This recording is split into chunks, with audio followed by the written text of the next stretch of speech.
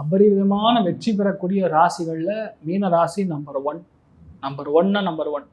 இவ்வளோ நாள் இருக்கிற கஷ்டம், சங்கடம், மறைமுகமான எதிர்ப்பு, தூக்கமின்மை, என்ன பிரச்சனை தெரியாது, ஏதோ பிரச்சனை இருக்குன்னு மட்டும் தெரியும். புரியாது, ஃபஸ்ட்டு மற்றவங்க என்ன சொல்கிறாங்கன்னே புரியாது. காலில் அடிபடுறது, எந்த இடத்துக்கு போனாலும் கஷ்டத்தை மட்டும் பார்த்து ஏங்கிறது. வீட்டில் இருக்கிறவங்கள விட்டுட்டு மற்றவங்க ரொம்ப நல்லவங்கன்னு பிலீவ் பண்ணுறது. வீட்டில் எல்லாமே நல்லா இருந்தாலும் ஐயோ பாவம்னு மற்றவங்க சொல் பேச்சு நம்ம கேட்போம். சில ஃபேமிலியில் இப்படி இருப்பாங்க.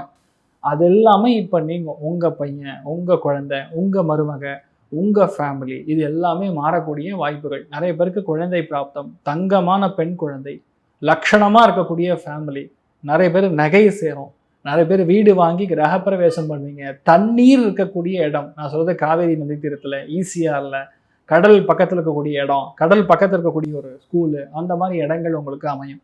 நிறைய பேருக்கு குலதெய்வத்துடைய அனுகிரகம் பரிபூர்ணமாக இருக்கும். குலதெய்வத்துக்கு போய் ஒரு அர்ச்சனை பண்ணி ஜம்முன்னு ஒரு அபிஷேகம், சர்வ அபிஷேகம்னு சொல்லுவோம், எல்லாம் சேர்ந்தது.